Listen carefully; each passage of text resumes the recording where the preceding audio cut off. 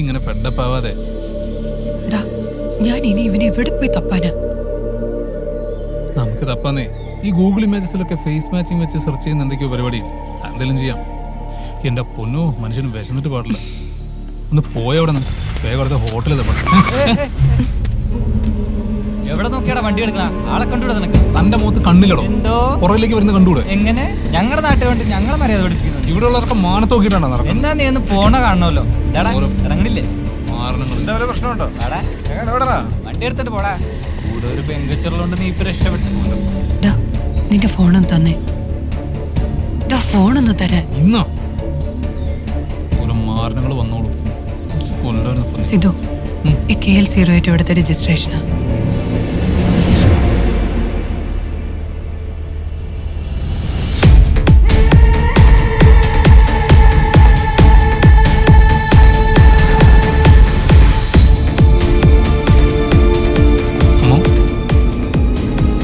വിഷമിക്കാതൊരു ഞാനില്ലേ കൂടെ. അവൻ ഈ തൃശ്ശൂരിൽ എവിടെയുണ്ടെങ്കിലും നമ്മൾ നോക്കിയിരിക്കും.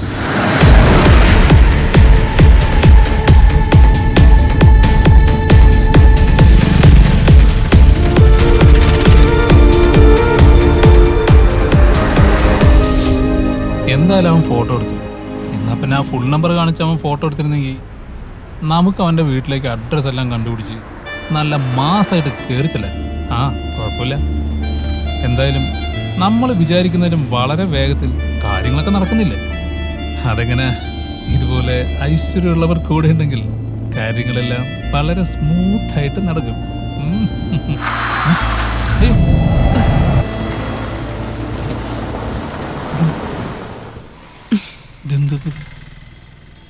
കഴിഞ്ഞ ആഴ്ചയും കൂടെ ചെക്ക് ചെയ്താണല്ലോ. അല്ല, നിന്റെ നോട്ടം കണ്ടാത്തൊന്നും ഞാനെന്തോ ചെയ്ത പോലെയാണല്ലോ. നോക്കട്ടത് വണ്ടിയല്ലേ, എന്തോ ആയിരിക്കും.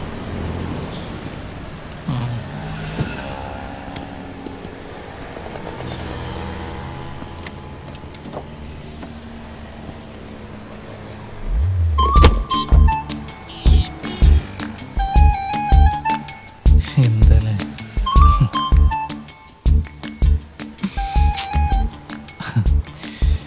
എന്താ പറയാ. അതെ, ചെറിയൊരു പ്രശ്നമുണ്ട്. വർക്ക്ഷോപ്പ് നാളെ വിളിക്കേണ്ടി വരും. എന്നാ ഐശ്വര്യമുള്ള മാ ഒരു ജ്യൂസ് കുടിക്കാം. വേടാ, ജ്യൂസ് നല്ലൊരു ഓപ്ഷനാണ്.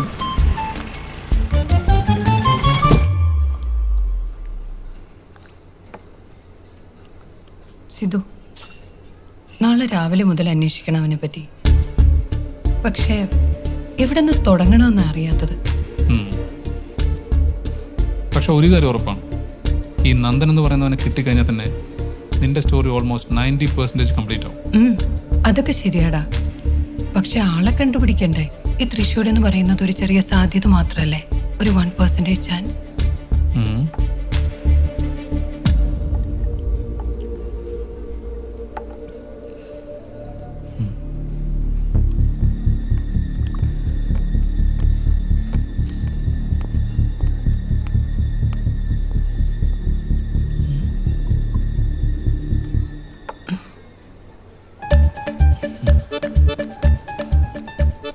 Lucky still with you dear. ഞാൻ കൂടെയുള്ളതിന്റെ ഐശ്വര്യം ഇപ്പോഴുണ്ട്. അതേടാ, അതുകൊണ്ടാണല്ലോ ഇവിടെ വന്നിരിക്കുന്നത്. അതുകൊണ്ട് തന്നെയാണ് നമ്മളിപ്പോൾ ഇവിടെ ഇരിക്കുന്നത്.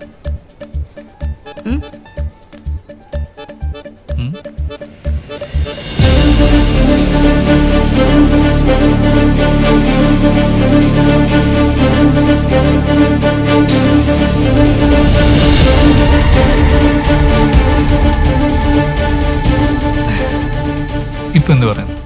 I'm your lucky charm, right? Yes, of course, you are. ഡാ, നീ ഇവിടെ ഇരിക്കേ. നീ കൂടെയുള്ളത് അവൻ അറിയണ്ട. ഒരു ചെറിയ പണിയുണ്ട്. ഡാ, ചിലപ്പോൾ നമ്മൾ വിജയിക്കും, അല്ലെങ്കിൽ നോക്കാന്നേ. All the very best, my dear. Thank you.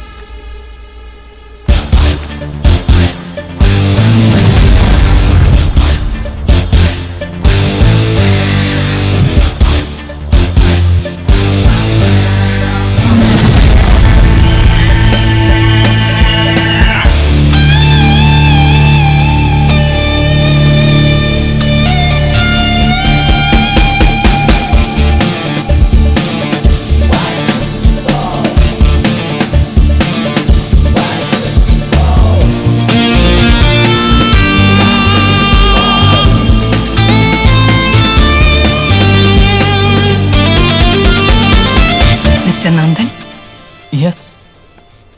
എൻ്റെ പേര് അമ്മു സ്വാമിനാഥൻ. ഞാനൊരു ജേർണലിസ്റ്റാണ്.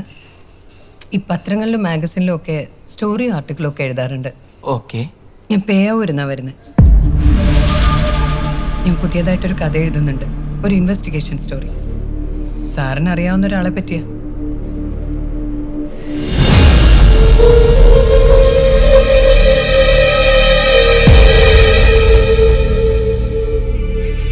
എന്താ നിങ്ങളുടെ ഉദ്ദേശം?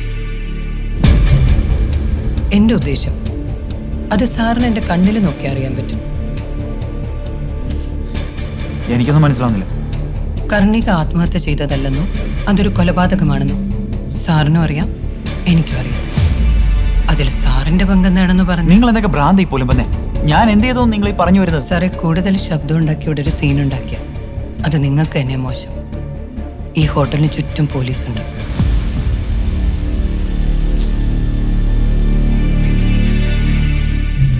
നടന്ന സംഭവങ്ങൾ സത്യസന്ധമായി പറഞ്ഞാൽ കാര്യങ്ങൾ വളരെ സ്മൂത്തായിട്ട് പോകും.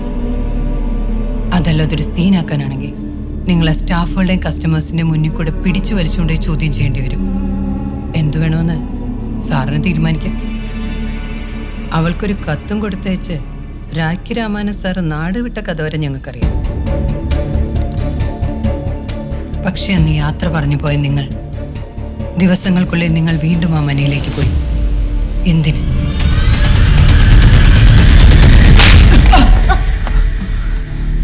ഞാൻ അപ്പോഴേ പറഞ്ഞതാ ഈ നാറിയെ പിടിച്ച് രണ്ടെണ്ണം പൊട്ടിക്കാന്ന്. അവന്റെ മാറ്റെടുത്തൊരു സെന്റിമെന്റ്സ്. ആ എഴുത്തുകാർ ഒറ്റത്തില്ലെന്ന് ഇവന് നല്ല ഉറപ്പുണ്ടായിരുന്നു മാഡം. പോരാത്തതിന് അവരിപ്പോ ആശുപത്രിയിൽ. എന്തായാലും ഇവന്റെ അഭിനയം സംബന്ധിച്ചു കൊടുത്തേ പറ്റൂ. അതിലും വലിയ അഭിനയമല്ലായിരുന്നോ ക്രിസ്ത്യാന നമ്മുടേത്? ഒന്നും അറിയാത്ത പോലെ ഇവൻ പറഞ്ഞതെല്ലാം നമ്മളും കേട്ടിരുന്നില്ലേ?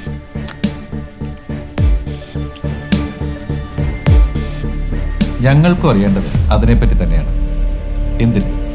എന്തിന് വീണ്ടും നീ ആ മനയിൽ പോയി? ഓ സാറേ, ഇവൻ ഇനി ഇവിടെ കിടന്ന് ഡ്രാമ കാണിക്കാൻ ഉദ്ദേശമെങ്കില് സാർ ഇവിടെ ഇരിക്കുന്നതെന്ന് ഞാൻ നോക്കില്ല, ഇടിച്ചു കൂട്ടും ഞാൻ. വേണ്ട ക്രിസ്ത്യാന, അവൻ പറയും. ലടാ പറയടാ. സാറ് പറഞ്ഞ പോലെ കാശിനു വേണ്ടി ഒരു പാവം പെണ്ണിനെ ചതിച്ചവനാണ് ഞാൻ. പക്ഷെ അവളെ കുറച്ച് ദിവസങ്ങൾ കാണാതിരുന്നപ്പോഴേ എനിക്ക് മനസ്സിലായത് എനിക്ക് അവളെ എന്തിഷ്ടമായിരുന്നു. എന്തൊക്കെ ന്യായം പറഞ്ഞാലും ചെയ്തത് തെറ്റാണെന്നുള്ള ബോധ്യം. അവളെ വീണ്ടും കാണാൻ, ആ കാലിൽ വീണ്ടും മാപ്പി ചോദിക്കാൻ വേണ്ടിയാണ് സാറേ ഞാൻ അന്ന് രാത്രി തിരികെ ആ മനയിലേക്ക് പോയത്.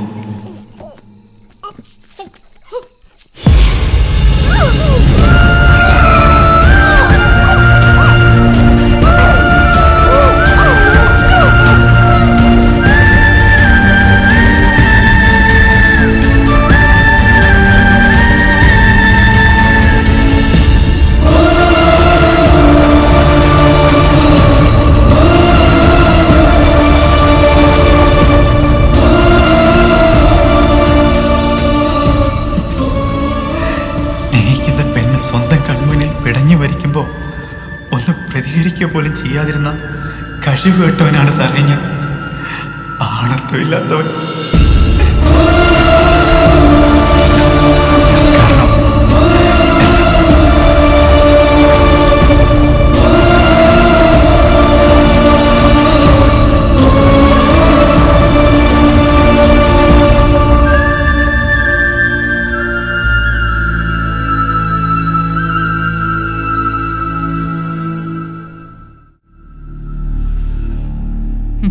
എന്നാലും വീണ്ടും നീ മനയിലേക്ക് പോയെന്ന് അവക്ക് എങ്ങനെ മനസ്സിലായടാ?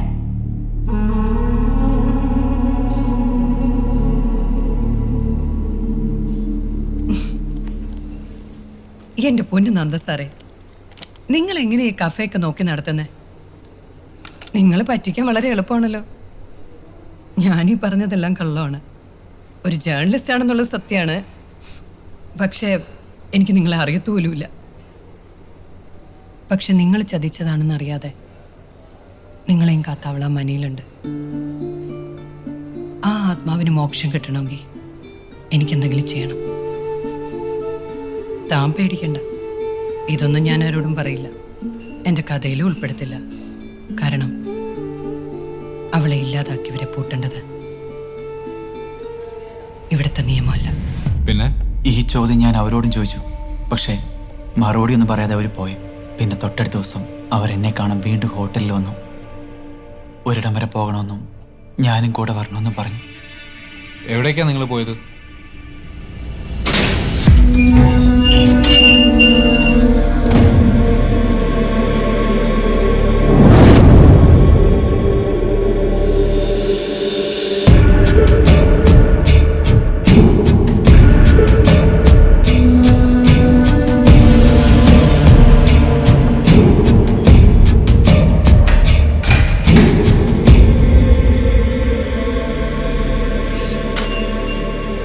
നിന്നോട് ഞാൻ പല തവണ പറഞ്ഞിട്ടുണ്ട് എന്നെ കാണാൻ ഇവിടെ വരരുതെന്ന്. നിന്നോട് ആരടി പറഞ്ഞ പൂവരച്ചമ്മയുടെ കഥ എഴുതാൻ?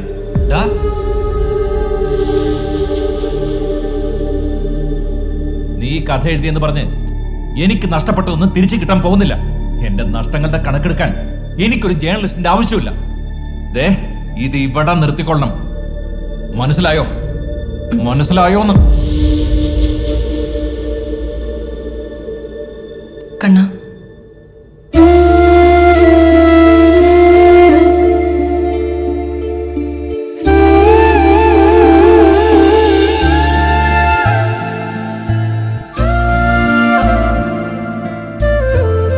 എന്റെ അമ്മു,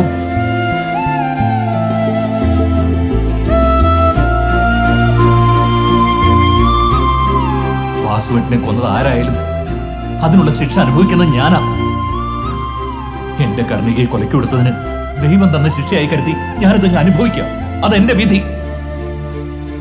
ഇനി നീ അന്വേഷണം എന്ന് പറഞ്ഞ് ഇതിന്റെ പിന്നാലെ നടന്ന നിന്നെയും കൂടി എനിക്ക് നഷ്ടപ്പെടുന്നുള്ള പേടി കൊണ്ടാ. മനസ്സിലാക്ക്. ഇനി നീ ഇതിന്റെ പിന്നാലെ നടക്കരുതമ്മോ. നീ പോ. ഞാൻ ഇന്ന് സാമുവലിന്റെ വീട്ടിൽ പോയിരുന്നു. നീ എന്തിനാ അയാളുടെ വീട്ടിൽ പോയത്?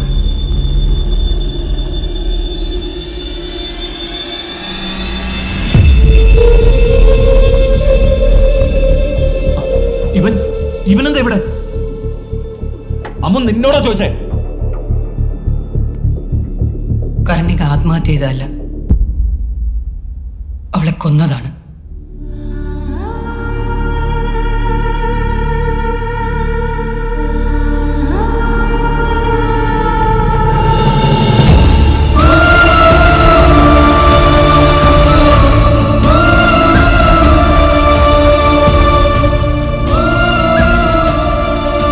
എന്തേ, നാവിറങ്ങിപ്പോയോ? ദേഷ്യപ്പെടുന്നില്ലേ? നിങ്ങൾ എന്തെങ്കിലും കൂടുതലായിട്ട് എന്നോട് പറഞ്ഞിട്ടുണ്ടോ? നിങ്ങളുടെ മനയെപ്പറ്റി, കർണികയെപ്പറ്റി എത്ര തവണ ഞാൻ പറഞ്ഞു കർണികയോട് നമ്മുടെ ബന്ധത്തെപ്പറ്റി സംസാരിക്കാൻ? അപ്പോഴൊക്കെ വലിയ തമ്പുരം കളിച്ച് നടന്നു. എന്റെ വാക്കിനും ഇഷ്ടത്തിനും ഒരു വിലയും തന്നില്ല. ഞാൻ അവളുടെ കൂടെ ഉണ്ടായിരുന്നെങ്കിൽ ഇങ്ങനൊന്നും വരില്ലായിരുന്നു. ഒരുത്തനും കർണികയെ ചതിക്കാൻ ഞാൻ ഇടവരുത്തില്ലായിരുന്നു. കുടിച്ചും കൂത്താടി നടന്ന് കണ്ടവന്മാരെ വീട്ടിൽ വിളിച്ചു കയറ്റി ആ പാവത്തിനെ കൊലയ്ക്ക് കൊടുത്തിട്ട് ഇപ്പൊ എന്റെ മെക്കിട്ട് കയറുന്നു. അവളെ കൊന്നവൻ ആരാണെങ്കിലും അവനെ ഞാൻ പുറത്തു കൊണ്ടുവരും.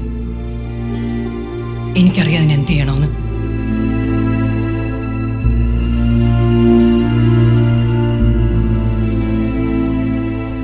നിങ്ങൾക്കറിയോ, നിങ്ങൾ ജയിലിലായ ശേഷം മനസ്സ് തുറന്ന് ഞാനൊന്നും ചിരിച്ചിട്ടില്ല. ഞാനൊന്ന് നന്നായിട്ട് ഉറങ്ങിയിട്ട് എത്ര നാളായെന്നറിയോ? എല്ലാരും കാരണം ചോദിക്കുമ്പോ ഞാൻ എന്താ പറയാ? നിങ്ങൾ തിരിച്ചു വരുന്നതും കാത്താണ് ഓരോ നിമിഷവും ഞാൻ കഴിച്ചു കൂട്ടുന്നത്. ഞാൻ ഇതിനൊന്നും ഇറങ്ങി പുറപ്പെടില്ലായിരുന്നു. പക്ഷെ കർണിക, അവളാണ് എന്നെ വിളിച്ചത്. ഞാൻ അവളെ കണ്ടു. അവളെപ്പോഴും മോക്ഷം കിട്ടാതെ അലയുന്നുണ്ട് ആ മനയില്.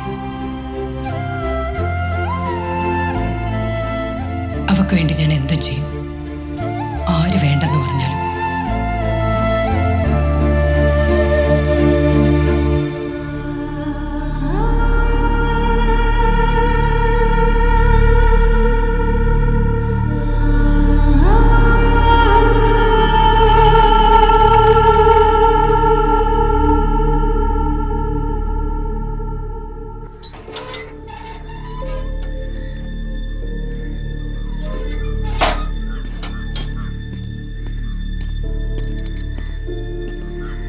മാഡം, ഞാൻ ഡ്രോപ്പ് ചെയ്യാം.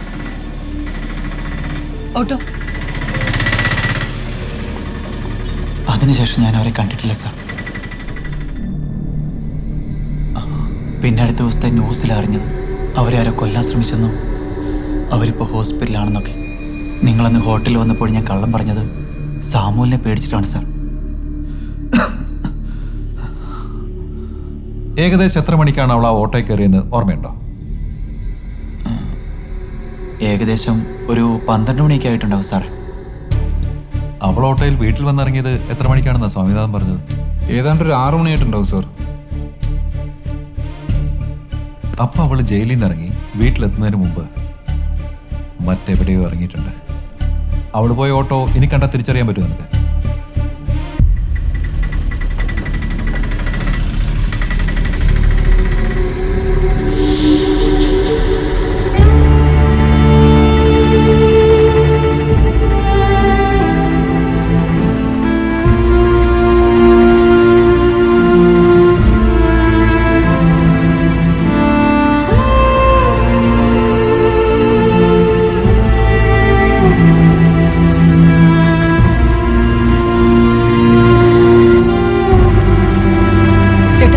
ചേട്ടാ വണ്ടി നിർത്തിക്കേ.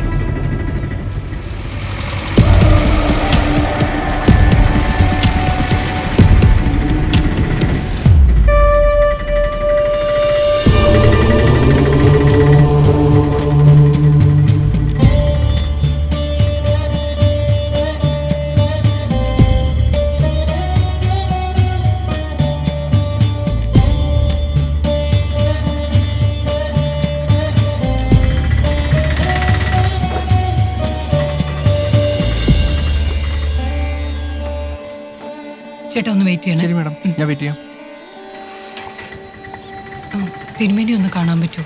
അപ്പോയിന്റ്മെന്റ് എടുത്തായിരുന്നോ? അപ്പോയിന്റ്മെന്റ് എടുത്തിട്ടില്ല. അച്ഛനെ കാണണമെങ്കിൽ അപ്പോയിന്റ്മെന്റ് എടുക്കണം. അയ്യോ ഒന്ന് ചോദിക്കോ, ഞാൻ കുറച്ച് ദൂരെന്നാ വരുന്നേ. അയ്യോ പറ്റാത്തോണ്ടാട്ടോ. അച്ഛനിപ്പോ പൂജയ്ക്ക് കയറും. ദേവു അവരോട് വരാൻ പറയൂ. വന്നോളൂട്ടോ.